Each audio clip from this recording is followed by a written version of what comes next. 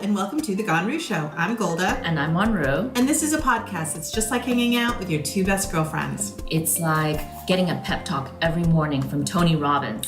Banana hands.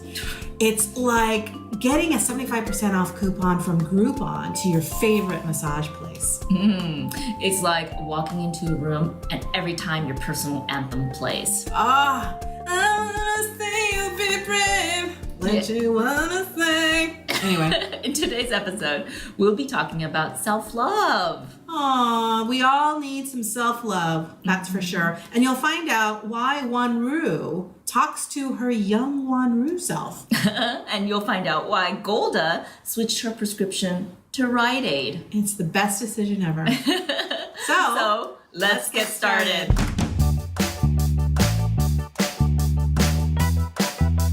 Today's Ganru Show main topic is self-love. It's not just what you do with your hands. And actually, Golda is going to be hands-on on this topic. Ironically enough, I will be hands-on. Because she's going to lead us through this topic, which encompasses a lot of areas, right? Man, I mean, if you were to look at the thought about or this direction of going into self-love, it sounds like a big elephant to have to conquer. It sounds like a lot, doesn't it? Or it sounds a little hippy-dippy. But actually, the way that this was born and how we decided to move forward with this topic of self-love is much on the heels of Oprah's latest book. Yeah, what's that? Oprah's latest book is called The Path Made Clear, Discovering Your Life's Direction and Purpose. And then like Kismet, at the same time that this book comes out, a new Netflix show comes out by Brené Brown that's called Call to Courage. Wow. Call to Courage. You know who Brené Brown is? All I know is her TED Talk about vulnerability. That's how she became famous, right? Yes, she's a best-selling author. She's written, I believe, 3 books already, Daring Greatly, Dare to Lead, and something else I forget. And she is... Double Dare? Yeah, Double Dare to Lead. Double Dare to Lead. Triple Dog Dare to Lead. Hey, yeah. Brené, talk to us. We will come up with all your titles. Okay. Exactly. And she also is one of the most highly viewed TEDx talk about vulnerability. And she is a professor and researcher along the topics of shame and vulnerability. Oh, interesting. Yeah, so she has a brand new Netflix show out right now, or just it's like a 1-episode show, I guess. It's called Call to Courage, where she discusses what it takes to choose courage over comfort in a culture defined by scarcity, fear, and uncertainty. Oh man, that is a controversial title. Ooh. And I will say that I just recently watched it, as recent as 2 days ago. Yeah. And at first I was a little, who is this woman? Because I kind of had exposure to her a little bit here and there. But once she started talking, and she definitely has a style about her that is very much a storytelling style, which I appreciate. I watched it by myself, and I found myself saying out loud, yes, and then pointing at the screen. I pointed and said, yes. You just kept saying, yes, girl. Yeah, I was totally saying yes, girl. I was like, yes, girl, yes. Amen, girl. Oh my gosh, it was really, really enlightening, I felt. Did you feel like you wanted to high five her through the TV screen? I did. And I think I high fived myself. I was a stand-in for Brené Brown, and yeah, so there's a lot of really great nuggets in both of those things, in both Oprah's book and Brené Brown's latest Netflix special. And I felt that a common theme from the both of them, if you were really to drill it down to its core, was in regards to self-love, self-compassion, and what does this mean, and why is this important, right? When you think of the bigger questions of why are we here on this earth, what should we be doing with our lives, that kind of thing, at the core of everything, what's going to equip you to answer those questions for yourself is self-love, self-compassion, and all the little cousins that are related to that, which we'll go into. Gotcha. Yeah. This is great because I feel like I'm getting the Cliff's Notes version from Golda because I don't have enough self-love to even think about self-love. So if you don't have time, if you're short on time and you want the shortcut, the direct path to self-love, this is gonna be Golda's little cliff notes for you. Golda's notes. Yeah, absolutely. And I feel like, and I'll ask this question of you before we kind of dive right in, Wanru, but when I was reading or listening to Oprah and listening and watching Brene, I started thinking of just my own life and if I were to give myself a grade in terms of self-love, self-esteem, self-acceptance, all these things, what grade would I give myself? Oh, great. That's a great question. And you all at home can also, or in your cars or wherever you're at, at the supermarket, you can also ask that question of yourself. Yeah, and not in a way to judge and make yourself feel bad, but in a way to kind of be aware, right? That's the purpose of that's the most I guess the most simple way I can say to start from. Like don't give yourself a C- and then get down on yourself for giving yourself a C-. Okay? Yeah, we don't want that. We just want so you have a starting point. Temperature check. We're just doing a temperature check. Right. All of this stuff can change. Right. It can change. So I gave myself a diagnostic. Oh, a little bit of a diagnostic. And I will say that as of this moment, doing pretty good. Yeah, so what? Doing pretty good. Did you give yourself a letter grade or what'd you do? Yeah, I gave myself a letter grade, but you could also do the Amazon style of 1 to 5 stars. Okay. Whatever makes sense for you. Okay? Okay, so you give me your star rating, and I also want you to give me the subject line of the review as well. Sure. Subject line of the review. Of Golda's, the product being Golda's self-love. Okay, I gotcha. So for me, I gave myself a solid B+. Wait, you just said the star system? Look, I'm going to use the Amazon system, okay, Wanru? Got it. So it's 97.5. That's what the line will say. I give myself a solid B+. Oh, in the subject line. In the subject line. Okay, and then how many stars? 4.5 stars. Oh, that's very good. That's solid. 4.5 stars. How many reviews? For myself, oh goodness. I will give myself a modest, maybe 5 reviewers. Okay. On this. 5 reviews, 4.5 stars. Yeah, because this is a relatively new thing for me to do for myself. True. I wish that I had started sooner, actually, now that I think about it. Because at the end of the day, what I feel like as we're trying to get through life and as we're trying to deal with each other, love each other, find love, find our life's purpose, find how to get promoted at work, trying to find a career, all of those big questions that we have out there, I think can really be drilled down to its most basic baseline point, which is your self-compassion, your self-love. And where are you? Mm-hmm. If you ask yourself that question, and what is your part in this? Yeah, right. I think that review of yourself, like B+ and 4.5 stars, is very healthy, and I'm glad you embrace that. What about you, Wanru? What would you give yourself? This would be very easy. Yeah. 1,358 reviews. Wow, that's a lot of 4.25 stars. Oh, 4.25. 4.25. Fraction. Subject lines are, I can go to bed at night with a clear conscience. Hey. I love that. Yeah. So you've done a lot of work on yourself, it sounds like, because you've got in the thousands of reviews. Yeah, I check it with myself regularly due to my own narcissistic tendencies. Oh, that's another subject line.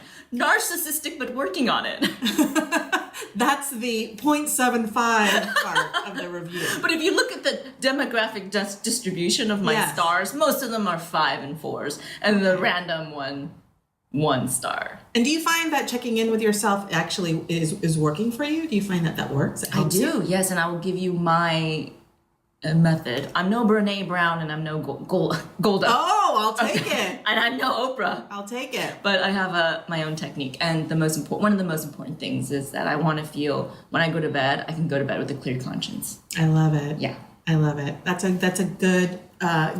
good measurement. Yeah. Okay. All right, so let's dive into it. So explain to people who have no idea about self-care, self-love, any of these sort of hot topic personal improvement Yeah. words. Yeah. What's the definition of self-love? Well, before we dive into that, I wanted to give you a little color as far as how I've attacked this big question of self-love, self-compassion. Because it sounds like, when you think about it, doesn't it sound like this big, like, whippy-dippy, hippy-dippy, kind of like... self-masturbatory, like, almost like the children of the hippies. Entitled, and kind of like, oh, you have the luxury of exploring self-love. Like, all of that kind of self-defeating talk. Yeah, almost.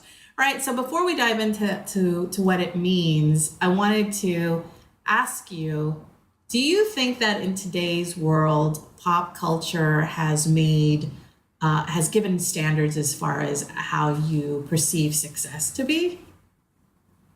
Do you think, or do you think that there's that we're focused on the wrong things? Like, pop culture is making us focus on the wrong things.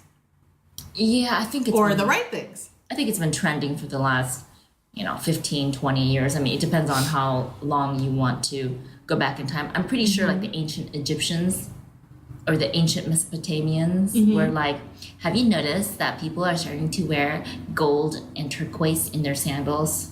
Yeah, what's with the muted gold? Where's the shiny gold? Because that's how the Mesopotamians sounded like. Like, what? Like, reed sandals aren't good enough for them. Now they gotta put that turquoise and gold in their sandals. Like their linen drapey clothes aren't good enough. Now they're like... what's the matter with just gauze? I wear a gauze dress and I'm perfectly fine. Why are they gonna wear these cottony things? I'm just like rubbing... What's cotton? What's cotton? What's right? They have cotton in Mesopotamia? What's math? What's the number 0? I can't even conceive. I'm going back in time. I'm really going back in time here. Wow. I love our what-if scenarios of ancient times. I was just using a typical stick to do my cuneiform, and then that guy is using like a gilded calligraphy tool. Like, you really need to go that far with your cuneiform. Yeah, we don't need all that. It makes it complicated. Right. Anyway, this is what it would have been like in the Mesopotamian times. Oh God, these historians are just gonna... They're so complicated. They're gonna tweet us. They're gonna be all hate tweets from the Mesopotamians. All the living Mesopotamians are really gonna get on our case. But my point is, since the beginning of time, there's been comparison, right? So now there are just more easy ways to compare on social media and things like that. It's become in your face, like it's front and center in your face. So I think the focus on appearances is more and more, I guess, obvious, and it's taken on a larger part of our lives. So, and also how many likes you have. Sure. Right? If you post a video, how many views did you get? Yeah. How many people reshared or shared your post or retweeted your tweet? It's all about numbers, and it's all about what other people think of you. Yes. Right? And we've been like that since the beginning of time, but never have we had such immediacy where you can have such immediate positive reinforcement for showcasing a particular lifestyle or presenting a certain, I guess, lifestyle to the outside world. So it's very externally focused versus internally focused. And when you look at self-love and self-compassion and all of that, we are really, truly, as the term implies, self, we are looking internally.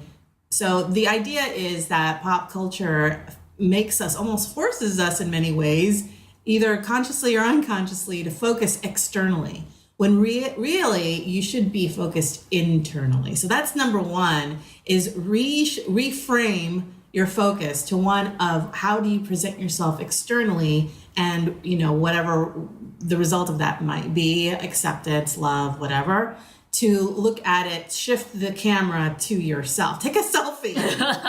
Take an internal selfie. An internal selfie. Yes, in terms of your needs, your emotional state, all of that. So, in other words, take the shift off of the external stuff and look at it internal. So that's number one. How about this? In the world of validation, turn that front-facing camera into a rear-facing camera. Yes. Yeah, like let's that? Start there. Let's start there. And then don't share the photos or the video.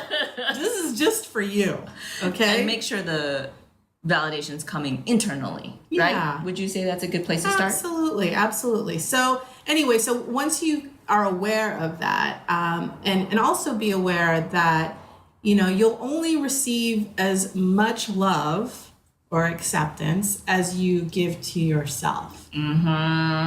Right? So you were talking about, I was asking you, what is a good term, like scientific term for like the core of the matter? What is the nucleus of the matter? What can go even deeper than the nucleus? And that term is, what is it? So the nucleus of a atom, Yes. which is one of the smallest particles in the world, Yeah. is made of protons and neutrons. Got it. Neutrons. Okay. And then those actually have subatomic components called quarks.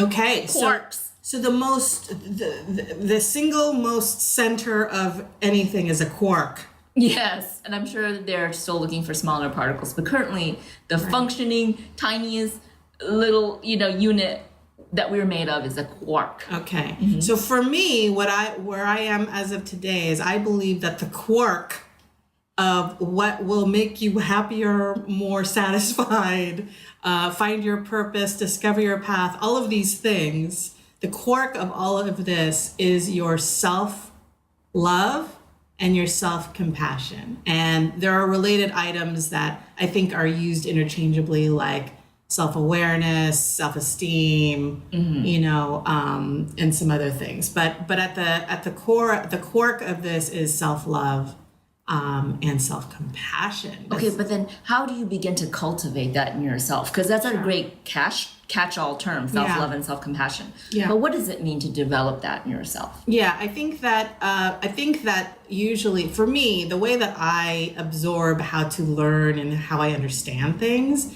is you can't just pluck it out of the environment and then just say, okay, I'm going to work on self-love. But if you have no context around it, how are you going to understand it? At least that's how I work. I don't know how you work. But. Okay, so what I believe needs to happen is that I've developed unofficially and untested. Okay. But something that I started to theorize as steps that you could take towards self-love. Fantastic. Okay, let's hear these steps. Okay, so the first thing is to work on your self-esteem. So some people say, isn't self-love and self-esteem the same thing? Yeah. It sounds like it is, doesn't it? But in my framework, I like to say that I'll give you the Cliff Notes version. You start with your self-esteem, and then you move on to self-acceptance. And once you're good with that, then you move on to self-love / self-compassion. Okay, so can you help? It's a step-by-step process in my estimation. Gotcha. Can you help us clarify the difference between self-esteem and what was the next one? Self-acceptance and then self-love? Okay. So self-esteem is what you think of yourself. Oh, okay. Okay? Self-esteem is what you think of yourself. And included in self-esteem is sometimes you tend to focus possibly on your flaws, your mistakes, your failures, right? Those types of things. Yes. So depending on how you respond to those things will affect your self-esteem. Okay. So once you have mastered your self-esteem, okay, I'm just kind of breezing through this. Yes. Then you move on to self-acceptance. Which is I accept my flaws. I accept myself the way I am. Absolutely. Good and bad. So it is an unconditional, steady perception that you love yourself or you accept yourself despite your flaws, your failures, and all these things. Perceived flaws, yes. Yes, exactly. So that's self-acceptance. Gotcha. Once you have mastered your self-acceptance, this is like Star Wars, right? Like Jedi training. Yeah, it's true. Once you master your self-acceptance, then you can move on to self-love. Like actually having compassion for yourself. Or I tend to use self-love and self-compassion pretty much interchangeably. Because I feel like when you're compassionate with yourself, you are loving yourself. Gotcha. Right? So then you move on to self-love, which is that you wholeheartedly accept who you are. You are 100% comfortable in your own skin. You know who you are. You know how to communicate it, and you stand by it. Oh, nice. Okay. Okay, so that is self-love, self-compassion. And you know how to forgive yourself too, right? So, I mean, a lot of these things tend to blur into each other, but I like to categorize them in these 3 buckets just so you know what things you need to work on. Now, I tend to go more on a systematic, do one, then the next, consecutive. But there are folks that I've seen that do it all at the same time, just kind of jumble them all together and just see what happens. But I feel like if you work on certain things, first and then really pay attention to it and focus, then it'll only make that next step that much more meaningful, and you can be more aware of what you need to work on or things that you're doing really well, and then strengthen those things, right? So self-esteem, then self-acceptance, then self-love is what I'm So saying. what are the benefits? Now you've sort of described and sort of defined all of these terms. What are the benefits of working on self-esteem, self-love, and self-acceptance? Wow. I would say that in my observation, a lot of times, do you ever find yourself in a situation where you're hypercritical of somebody else? Yes. Okay. And have you ever heard of some people saying that maybe it's not that somebody else, maybe it's you? Oh boy, I love that. I love that when someone else is being an asshole and they're like, maybe you're the asshole. It's like, wait, hold on, who just cut off who in traffic right now? And why is this turning back on me? Right. Okay, sometimes it's clear who the asshole is, but you're right, sometimes I am critical and I go, why does that bother me as much as it does? But why do you bring that up? Well, because I feel like there are times whenever I hear other people criticizing other people, now I'm going to that place of that person that's criticizing that's somebody else. Why are they fixating on that one thing? Maybe that's something that they need to work on, right? And maybe part of it is that person is an asshole. But the fact that they're fixated on that thing, or they feel like it's worth their time to exert energy on, remarking on it, that tells me a lot more about that person saying that thing. Does that make sense? Yeah, I've actually encountered people, and you probably have, where they are so extremely negative. Yeah. Like, it could just be a brief interaction, like at a supermarket or in public or at a store. And people have been excessively mean and negative. What I do, I always look at them and I go, what's going on with this person? Like, what mental state produces this type of behavior? And it's very clear they've got some shit going on, and that is just like a symptom of deeper unresolved issues, you know? And I'm not saying I'm going through life like I'm Pollyanna or fairy godmother, but when I go through life, I generally have very positive interactions with people. I walk down the street and people will smile at me, and I'm like, why the fuck are you smiling at me? Who are you? And then I go, oh my God, they're smiling at me because I'm smiling at them. I didn't know that I was smiling. And people just approach me and start smiling. Like, they won't be smiling, and they'll look at me and they'll get startled and they'll awkwardly smile back. And I'll be like, that was weird. Why are they smiling at me? I go, oh, I must be smiling. That's because I'm having this internal dialogue of amusement, or I'm thinking about something funny, or I'm in a happy mood internally. So I'm projecting that without even knowing. I'm not saying this is, you should walk around laughing and smiling to yourself. Some people might view that as why not bizarre behavior. I've seen some people talk to themselves and laugh and smile to themselves. Is that bad? And you don't think they look weird doing that? No. I think it's delightful. But I think it's much more preferable than someone muttering to themselves and like anger with an angry face, right? So when I engage with people and they exhibit certain behaviors which I find to not feel good, I always begin to examine them and say, what's going on with them that they're presenting this way? Is it sadness? Is it something else like negativity, negative self-talk, excessively critical mother or father? I mean, something that Oprah says in her book, The Path Made Clear, is that rang true for me, and I wrote it down because it was so fantastic. And the quote is, life can be measured in exchange of energy, positive or negative. Oh. What is the energy you choose to bring to the world? Whoa, interesting. Right? I mean, do you ever realize I had this happen actually the other day? I called a local pharmacy here to see if my prescription was ready. And I called and I spoke with the person who answered the phone. I don't think it was the pharmacist. And I said, oh yes, I just wanted to see if my prescription was ready for pickup. And the woman who answered was obviously has been having a bad day or something. Yeah. And she said, we've been calling you for the last 7 days and you haven't picked it up, so we put it back on the shelf.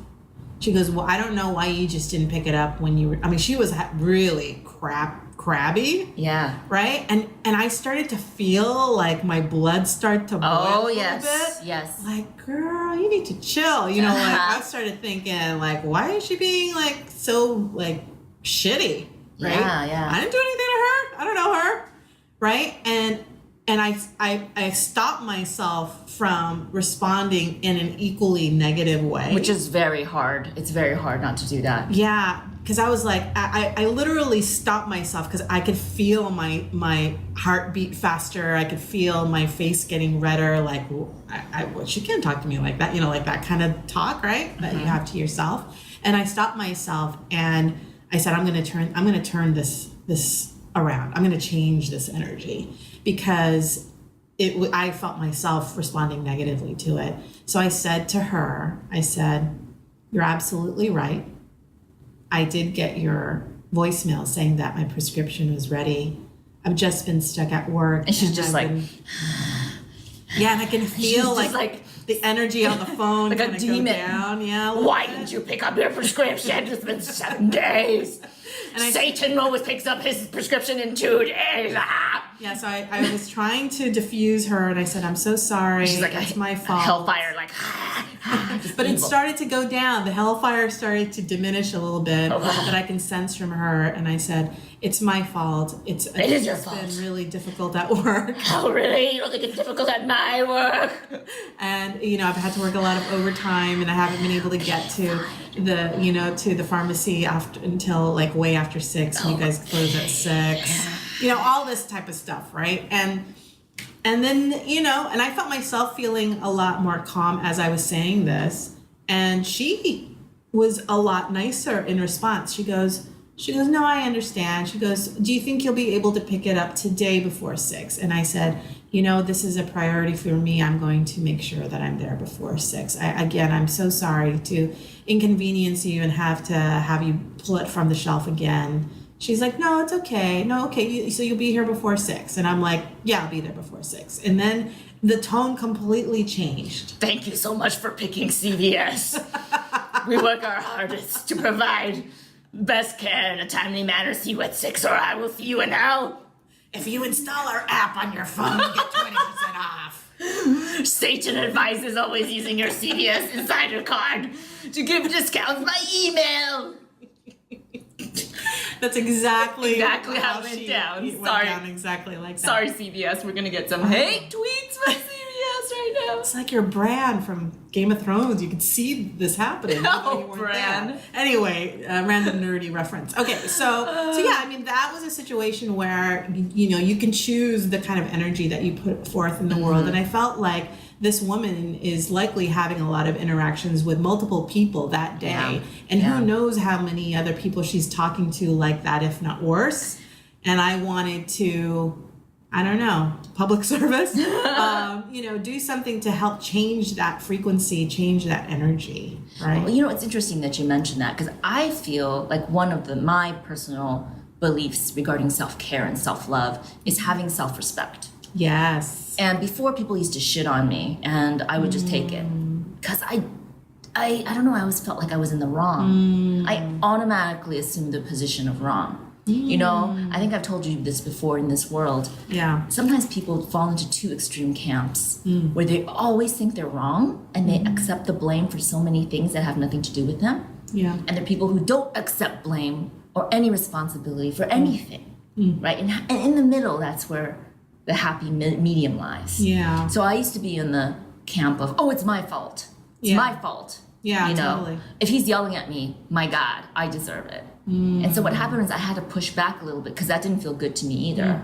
Because that would make me mad because I think part of me knew I didn't deserve it. And part of my self-care and self-love is self-respect. And saying, that didn't feel good.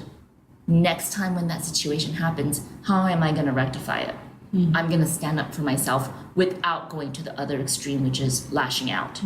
Because it's really hard. I was vacillating between these two extremes of just taking all this negativity and then sometimes snapping and going overboard and projecting the negativity back at them at the same level, at which point it becomes out of control because it's just two people's emotions sort of vomiting on each other. It's like not going anywhere, right? It's not going anywhere. And it's not an interaction that anybody feels good leaving from. So now I found the balance, and it doesn't always go well. It's a practice, okay? But that's why I'm practicing self-care. And every time you do it, it's like a muscle, you get stronger. So I'll give you an example. Because this has happened to me before, and so I was just in my mind kind of trying to think of how I would react next time. And so my steps are always pause, take it in, assess the situation, then pick the correct action. Don't react. Don't reflexively react. Give yourself a moment. You only need like half a second and you can completely change that situation around, just like you did with the CVS lady. So I was at TJ Maxx or Marshall's, you know, one of those places where that line goes through like the corridor with all the knickknacks, you know, and it's like you're waiting for 20 minutes and you're like buying additional things. Yeah, it's like, I need an oven mitt. Pick this up. And this stationery set. And this garlic press. Yes, and these old candies. It's like these old Christmas candies, and it's May. Right. So you're in that aisle. Usually people are in a good mood because they're like looking at all this stuff. So there was this lady hanging out with a group of other ladies, and they were pushing their carts together. So I automatically assumed that they were all together. Okay. So, you know, when you go to the front of the line, they'll go to register number 2. Right. Please go to register number 7. I love those things. Why? Why do you like this? It's so organized. It's very organized. I love it. So they call you up to the next available register. So what happened was, this lady was in front of me. They go to register number 3. So I assumed her and these other ladies were all gonna go to the same register. To the same register because they had only one cart. I see. Okay, and then they go, next register is open. So I stepped up to it, and she goes, I'm in line. Oh. Okay. Don't cut in front of me. Okay. And I was like, normally I'd be like, oh my God, I'm so sorry. So I just looked around really quick. Okay. And I assessed the situation. I just gave myself like half a second or 1 second. And the lady was like furious. And I said, I'm sorry. I thought you were with those ladies and you were going to go to that cashier. She says, well, I'm not. I'm not going with them. And you're cutting in front of me. Oh. And I said, well, my apologies. Please go ahead.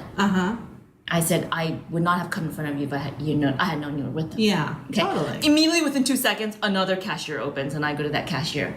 Immediately, the cashier looked at me and she said, I am so sorry for that. And I said, you don't need to apologize. You don't need to apologize for anyone. No. Okay, here's a lady who's not taking responsibility. Here's a lady who's taking too much responsibility for other people. And not only that, everybody in line, you know how TJ Maxx and Marshall's is always like 20 people in line in the 20 people deep. Aisle of 20 people deep of the aisle of knickknacks, right? Yep.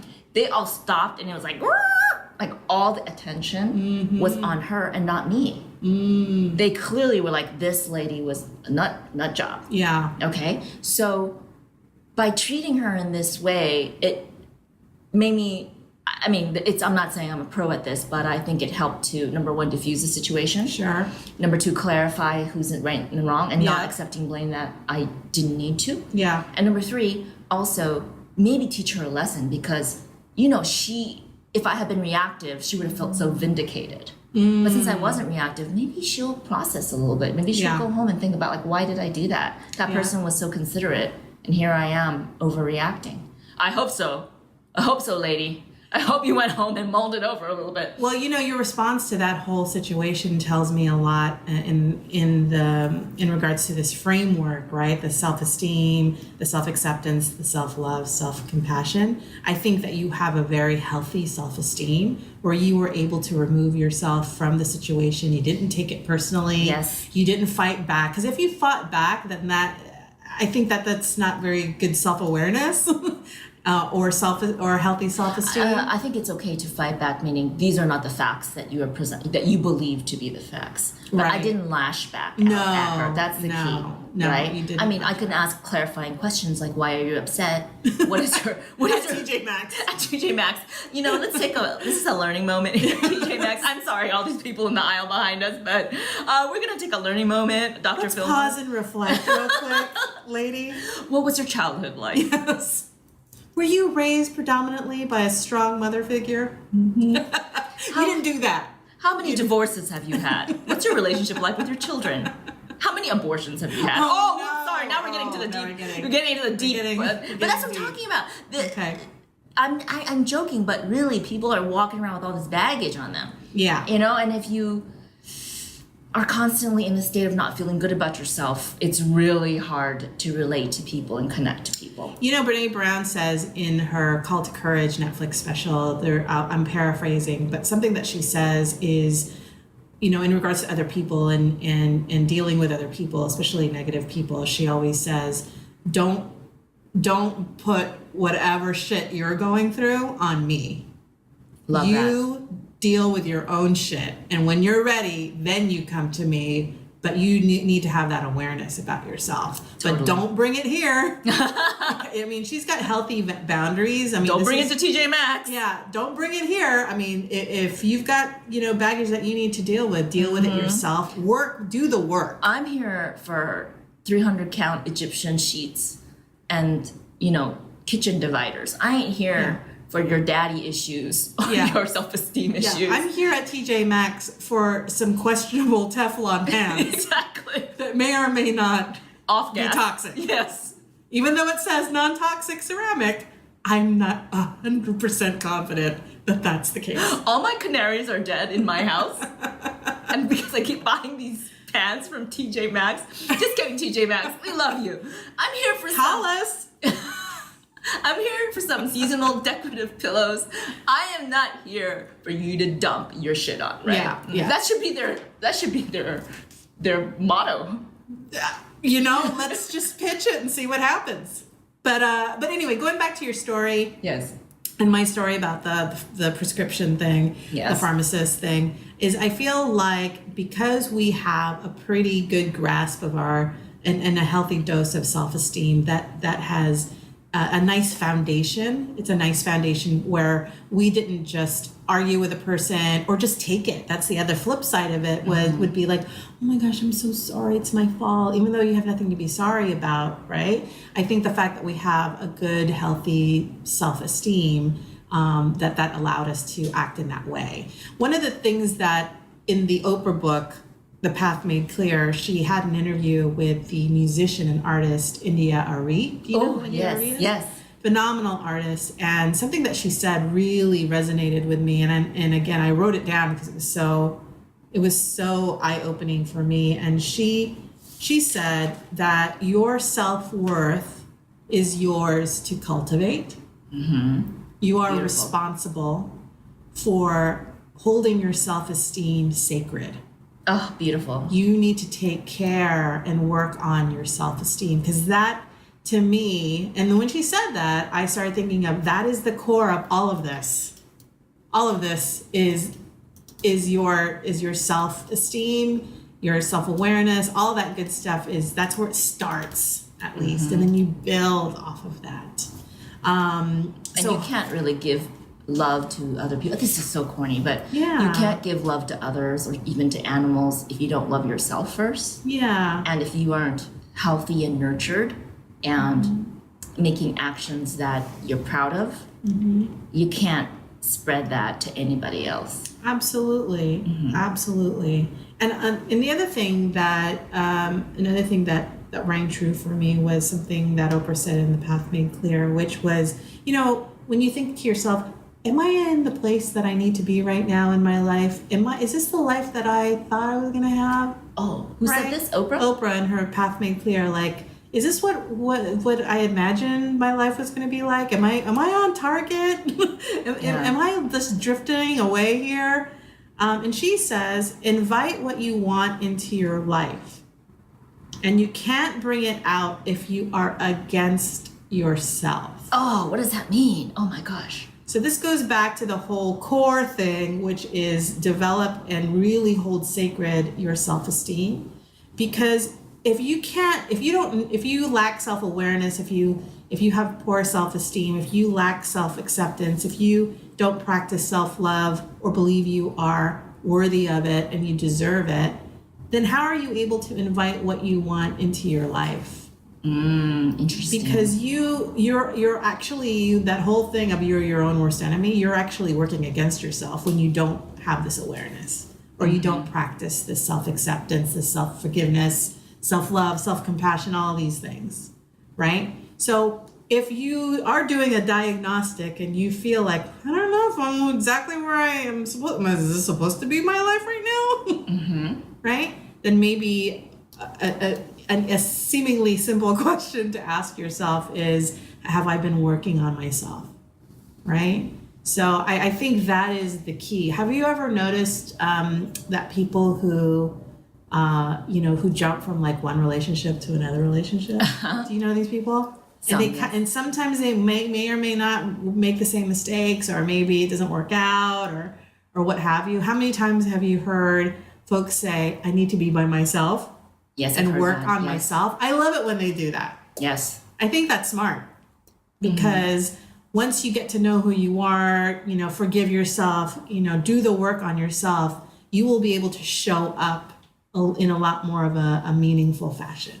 Oh, that's beautiful. Yes. Right? So I think that, again, going back to the whole self-esteem, self-acceptance, self-love, self-compassion, all of that is just going to help. It's just going to propel you in so many other different directions that you may have had a big question mark about. Yeah. And that's what this really is. And we're not going to go into a deep dive and, like day to day, what you need to do. That'll be another episode. But we just wanted to introduce this topic to you to, if anything, just plant the seed and start looking independently on how to work on some of these things. And you loved Oprah's book, right? Loved it. And if you have an opportunity to listen to it via Audible, Audible is a great, it's owned by Amazon, where you can listen to like a books on tape type thing. I listen to it in my commute or at work during lunch or something. It's great. It's a great way to learn, to discover things about yourself. It's a good starting point. Yeah. Yeah. All right. Would you like to hear my technique for self-love, self-care, and self-evaluation? Yes, I would. Okay. So I'm not saying it works great, but I got 4.5 stars according to myself. Yes. And how many reviews? Over 1,000? 1,358. Wow. Wow. That's really impressive. Yeah, there's no fact checking on this. This is just a number I made up in my head. I have 5 or whatever I said. Less than 10. Okay. Okay. And half of those are like from China, like you pay people to like review them for you, right? Yeah, my friends. And it's not I don't have a lot of friends apparently. I only have 5 reviews.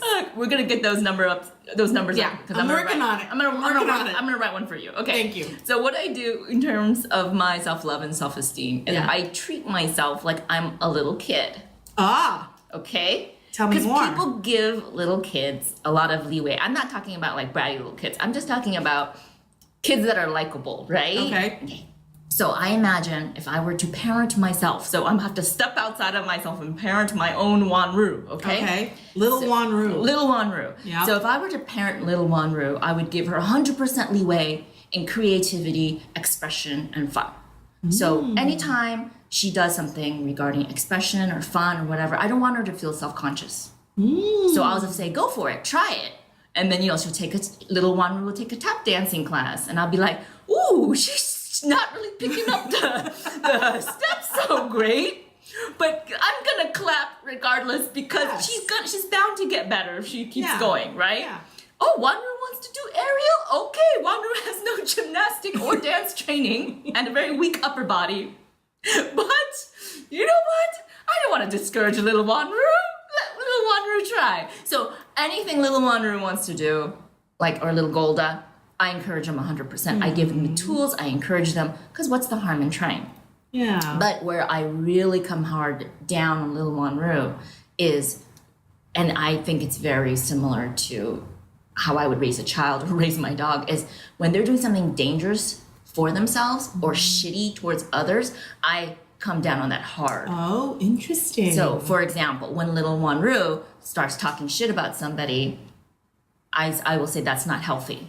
Why are you criticizing or making fun? Or there's no need to say negative things about that person. Okay. You know, that's not healthy behavior. So then what happens is I clamp down hard. I'm a critical and harsh parent in those areas, which I think are very important, you know. And you know how little kids, they try to hide their feelings from you? And they can't do it because kids have like no ability to. They have no filter. They have no filter. Yeah. But I do that with myself, which is that if I'm misbehaving or I'm acting out, I take time and I go, what's really bothering you? Are you sad? Is that why you're acting like this? You don't need to talk to yourself in this voice, by the way. This is just an example. You don't need to use like a parenting voice. Yeah. But just go, are you sad, little Wanru? You're trying to identify the feeling. Yeah. Are you jealous? I know you are jealous. It's okay to be jealous. What are you jealous of? Oh, because she has that thing that you don't. She looks a certain way that you don't, or you know, she's gotten this, whatever it is, this promotion or whatever. Would you like a promotion like that, little Wanru? Not really. Not really. So what is it that's bothering you? You know, so what happens is you bring self-awareness to it, but by taking a step back, you can do that. Yeah. You know? And the thing about kids is that they have no barriers. They have no abilities to hide how they feel. And when you use that sort of parenting lens on yourself, you can get to the core of what's bothering you. Yeah, know thyself, right? Know thyself. That's what they say, right? So you were able to identify your feelings. Yeah. You honored them. I honored them, yes. You uncovered the cause. Right, so that you can work on the root cause and not cover it up with some other behavior. And you were able to express your feelings. Yeah, I try to. I try. Those are the steps. But also of healthy self-esteem and self-acceptance. And totally, and also a little bit of the sort of stage momness, right? Which I'm like encouraging myself to fail in those areas that don't really matter. You know, like take risks and stuff. I am a little bit of a stage mom to myself. Like, try it, go for it, whatever. And I'm like that with myself. Like, you're doing great, honey. You're the best. Perfect. Sing out, Louise. Yeah. Random gypsy reference. What? Okay. Anyway. Yeah, exactly. Musical theater. Perfect, honey. Doing great. Keep it up. So I do a little stage momming, sort of like rah soccer mom type stuff for myself in certain areas. In other areas, I'm like, I'm very critical of myself. So important to practice self-awareness, honesty, and also to forgive and also give yourself encouragement. And if you can't find encouragement, try to find encouragement externally. And I love how you've been able to find what works for you in order to develop a healthy self-esteem. Yes, by developing a split personality. You know what? The 3 faces of Eve, right here. 3 faces of Eve. Whatever it takes so that you can practice that messaging, right? And that discovery, right? Yeah, whatever it takes in a healthy way. And I have just one little tip for you, which is as you go throughout your day, and as you are alone or spending time with people, just once in a while, just occasionally, just check in with how you feel. Okay? So I'll check in right now. I'm here with Golda, and I'm like, I feel good when I'm with Golda. Aww. Golda's so like exuberant, and she's got such a good energy, you know? And that's nice. I love that. I want to cultivate that, right? And then sometimes I'm with people and they're not as good. They're not as good as this. And she's like, why am I here at this bar? Why am I watching Game of Thrones at this room? That's all I'm kidding. I get it. Why am I watching Game of Thrones? I don't know. At another place that's not Golda's house? Is that what you're trying to say? No, I'm not. Let's just say, why am I with people that are not Golda? Yes. Right, no. Then you can only get so much of this, you know what I'm saying? Exactly. So what I do is I reflect and I I don't feel good about this interaction. What Yeah. specifically is not good about it? And if it's something I can't change, like if it's just that person inherently who they are, I accept them as they are. I go, what can I do? I mean, this person is annoying and I have to deal with them. So I practice compassion towards them, and I allow myself to be, to be irritated, just be like, I'm irritated, this person's irritating. Practice compassion towards myself, acknowledge my feelings. So just check in with yourself 4 or 5 times a day, and then you can begin to identify the behavioral patterns that you might want to tweak and cultivate those behavioral patterns that lead to good feelings. Yeah, absolutely. And Brené Brown would argue that in order to even get to that point that you've just described, that you needed to exhibit or practice some level of vulnerability. Right? With yourself. With yes. yourself. With yourself, yes. And our producer actually had a question about vulnerability. Wasn't that right, producer Gertie?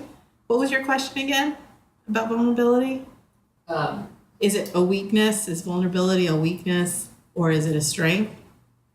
That wasn't my question. Oh, what was the question? I have to think about it.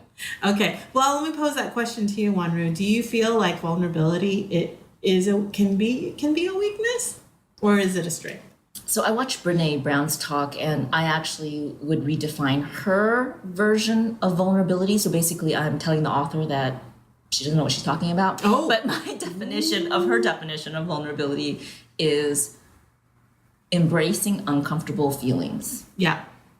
within yourself and that are expressed by others. Yeah. So being willing to face the difficult task of acknowledging to yourself that you have less than perfect feelings, or that your feelings are negative or undesirable.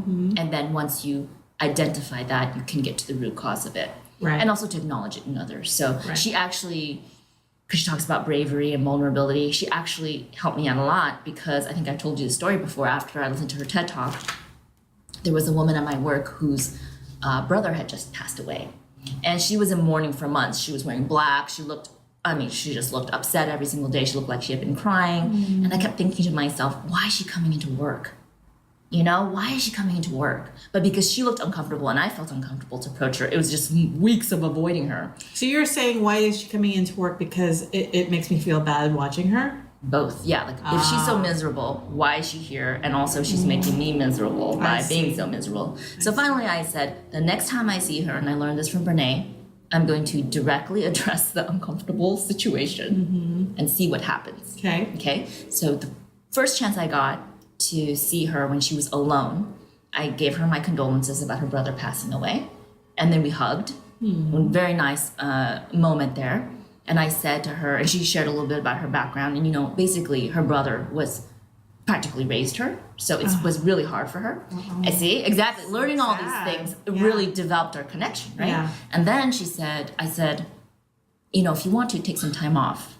And she said, oh no. She goes, I don't want to be at home right now. Yeah, it's almost worse. She's right? like, work is great for me right now. And I don't want to be at home with my thoughts. And so then I gave her my condolences. We hugged and we parted. After that, when I saw her every day, I could smile at her again. I wasn't like shirking away and trying to hide and avoid these uncomfortable feelings. Every day I could look her in the eye and we could connect as human beings, instead of her being this awkward mourning person and I'm like this awkward avoidant person. We actually had a human connection, and it made the following weeks way easier. But was it difficult to make that initial foray? Absolutely. It was extremely difficult. Yeah. But afterwards you feel so much better. You feel like I did something hard. She was definitely vulnerable, but I accepted her vulnerability. I was there for her. And it makes it, in the long run, much easier. Wow, that's a great example. But I couldn't have done that when I was 22. I mean, I was 42 when that happened, right? So it took me 20 years to develop that courage. I think there is a natural aversion to being in non-confrontational scenarios. Yeah. Even though there's a potential for the result being a positive result, I think people just would rather not go to that uncomfortable place. Yeah. But look at all of the things that might have possibly come of it, right? Like for you, had you not approached her, then you would probably continue to feel like, just go home already, lady. Right? And I would feel really shitty for not giving her my condolences. Right. Versus you taking the initiative and opening up that door and opening up that conversation. Mm-hmm. You got to learn more about her. She probably got to learn more about you. Yes. There was a mutual compassion for each other and an openness that you were that was born from both of you being vulnerable. Yes, it's very true. Yeah. That's a beautiful story. I really like that. And I think that there's countless opportunities for that to happen, where if you show your vulnerability, it's just going to open up a Pandora's box. Of good stuff. Of good stuff. Pandora's box was like bad but potentially stuff. It could also be negative. It could be initially, yeah. But I think we need to be realistic about that too. It's not just Disneyland every time you're vulnerable, right? Yeah. So there's going to be some, and in many ways, the reaction or the result is going to come from how evolved the people are that you're interacting with. It's true, right? Are and how open they are to expressing their vulnerability.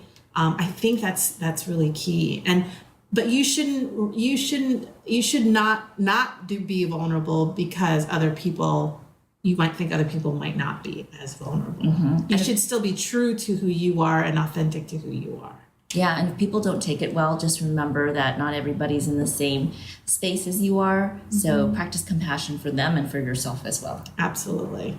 Wow, I feel like we've evolved in this episode. I feel changed in a good way. I evolved from like a salamander maybe to like a turtle. Yeah. Yeah? Is that pretty good? Yeah. I like it. Okay. Yeah. I feel like and hopefully what we talked about today in terms of self-love and self-care, self-awareness, all of these sort of semantics that you hear out there, that at the end of the day, what the quark is to take care, treat yourself like the sacred person that you are, the sacred spirit that you are, and be good to yourself. And by being good to yourself and constantly working on yourself to be that better version of you, you're actually doing a lot of good for everyone else as well. So there's multiple rewards there. Yeah, and it's making TJ Maxx even better place to shop. I feel like I've spent an hour with Oprah on Super Soul Sunday. Me too. That's how much I've evolved. I feel like the better version of myself in a short period of time. Not a bad deal. Yeah, the more vulnerable, the more self-accepting, the more loving version of yourself. Yeah, for sure. Great. And then that's where we end. Okay. Well, I feel like I've spent one more time. Well, I feel like I've spent a whole hour with Oprah on Super Soul Sunday. That's how I want to spend every Sunday, is with Wanru, my honey, and Oprah Winfrey. We've got 3 out of 4 of those. Yeah. We're just working on the 4th one. Yeah, we work in progress. Oh, and I want to spend it with her like 20 million cockapoos. Ooh. She has a lot of like cocker spaniels or something. Yeah, she does. Mm-hmm. She does. They're so cute. Yeah. Adorable.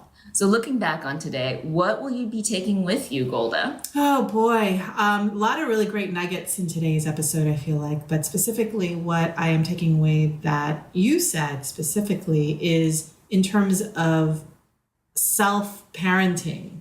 And how do you talk to yourself, or how do you encourage yourself, or how do you protect yourself? Yeah, or criticize yourself. Sometimes you use that very critical parent voice on yourself. Yeah. And if you still want to do that.